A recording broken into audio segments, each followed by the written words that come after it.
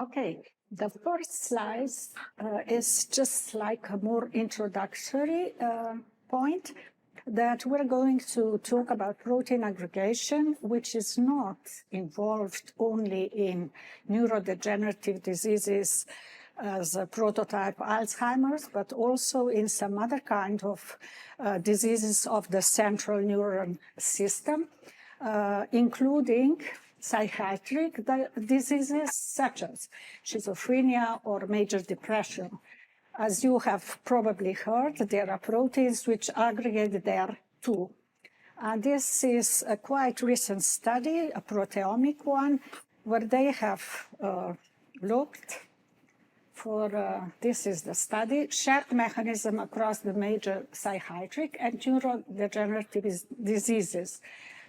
So they've done the proteomics and discovered about 13 shared causal proteins. I'm not quite sure what this means, causal, but probably these proteins are really directly causing pathology. And there are 118 interacting proteins involved. Why is this important? Because if they say, if you know the processes which are in common, then this disease it could be treated and prevented maybe at an early stage. The processes which they have shown that are involved as causal are vehicle-mediated transport, synaptic vehicle recycling, neurotransmitter secretion, and others, among others, are also immune functions and mitochondrial function. So if we look into various hypotheses on molecular backgrounds of neurodegeneration and also relevant to normal aging, we see that this is again Alzheimer's disease. We have protein or A-beta aggregation and also tau aggregation. We have calcium overload, neuroinflammation. And what comes first is a question, egg and chicken question, as they told us already. So I guess a very logical path would be that proteins aggregate due to mutation or some outside effects or stress to the cell, then they make maybe pores, as you will see, not the solid aggregates, but the soluble aggregates or oligomers, and then calcium influx happens, ROS increase, mitochondria get impaired. But as I said, there's a question what comes first, and often if mitochondria go wrong, the proteins aggregate more. So you can even get a kind of vicious circle. Well, calcium is important, they say, in the signaling of cells, even neurons and other kind of cells in the brain. So this is a second messenger. And when calcium influx happens, that also triggers other processes which are fatal for cells, or they can be repaired until it is possible by sodium-calcium exchanger and mitochondrial uptake of calcium. But this all leads to ROS production and increased oxidative stress, and at the end to neurodegeneration. So these are important processes on the molecular level. But our presentations are going to be even more basic on the level of biochemistry or maybe physical chemistry, where we will look into the process of protein aggregations to amyloid fibrils. As you know all, how proteins are being formed or synthesized in the cell, then translated, and then folded. It is add of many chaperone proteins, but the proteins usually fold into native monomer. If something goes wrong in the cell, we also get misfolding monomers, and they can go to oligomers, protofibrils, fibrils, And this reaction is an exponential reaction with a long lag phase. If nothing happens, this lasts long, that various oligomers accumulate, then they start to grow. Well, recently, they don't talk just about the position of solid-state amyloid structures or fibrils. They talk a lot and discover anew, because these things have been discovered 20 years ago or so, or even earlier, the droplet states. And this is called the condensation pathway. And along this condensation pathway, proteins convert from the native state to the amyloid state again, but through a dense liquid state, result of phase-phase, liquid-liquid or liquid-solid phase separation. And for many proteins, this is functional state. And it also is stabilized by RNA and some post-translational modifications. So this kind of states, these bodies, dense bodies, indeed are found in cells, including human cells. And they are called stress granules, amyloid bodies in the nucleus, or nuclear stress bodies. And we also have aggregations, where aggregates of amyloid type, like fibrils, collect, and they become less toxic because they are collected from the rest of the cell. So our symposium is composed of 5 lectures, including this first lecture, which I'll be giving just after 1 or 2 moments. So we will be first give an example of the proteins which aggregate, but they are also causing various neurodegenerative pathologies. The proteins or peptides will be amyloid beta, cystatin C, given by our colleagues from Poland.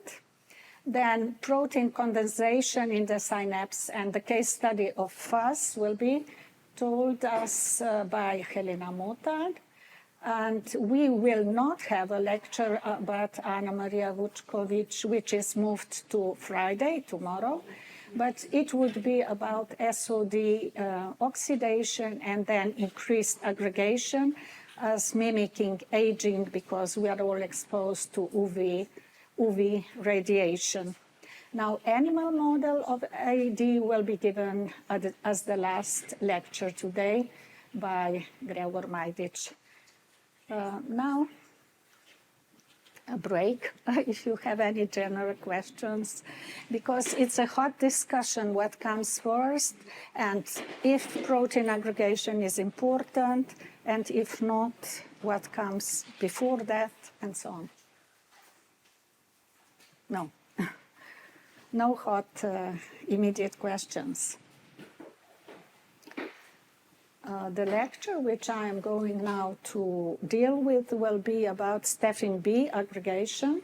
We have studied this by several methods, and in this presentation, this study, we used infrared spectroscopy. My co-workers are from National Institute of Chemistry in this case, and from National Institute of Biology, and one is from the University of Ljubljana. You know, you can read these few names. Our protein, Stephin B, is a kind of, well, it has a cystatin fault, as you will hear in the second or third lecture. This is an alpha-beta protein. It can form domain swap dimers and also tetramers, whose structure has been solved by both crystallography and NMR. Now, the protein is prone to form oligomers, which is going towards amyloid fibrils, as you will see. Well, I'm not giving you the details of previous work, just the results, which is that we, by kinetic studies, have determined the mechanism, which is, as in many of these kind of proteins, that monomer partially unfolds, in our case form domain swap dimers, then oligomers protofibrils, and fibrils. And we also tried to improve this model by studying more the higher oligomers, which are now here assigned as in another color, in orange color, and they are toxic more than the dimer or tetramer, which we believe is an off-pathway phenomenon. But these higher oligomers bound to membranes and were toxic to cells. The study used infrared spectroscopy, and we have measured the spectrum of our stephin B. I don't know if I mentioned that stephin B is a synonym for cystatin B, this kind of proteins are cysteine proteases inhibitors, but we believe they have also some alternative functions.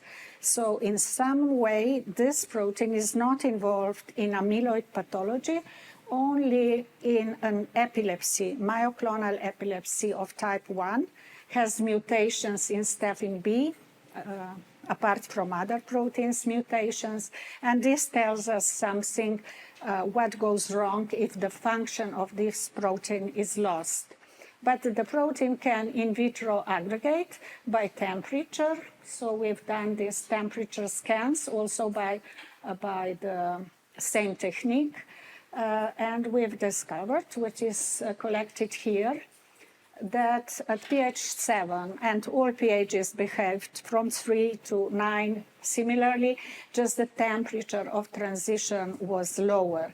But at pH 7.5, we had a transition at about 63, and we got amide1, amide3 bands, nicely showing how the protein transformed from beta sheets to aggregated beta sheets. So from 37 to 12 and from 0 to 30.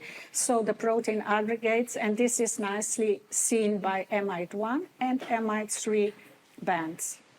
So this is just recollected here that something is lost, the intensity of beta sheet is lost, and the intensity of cross beta structure is increased.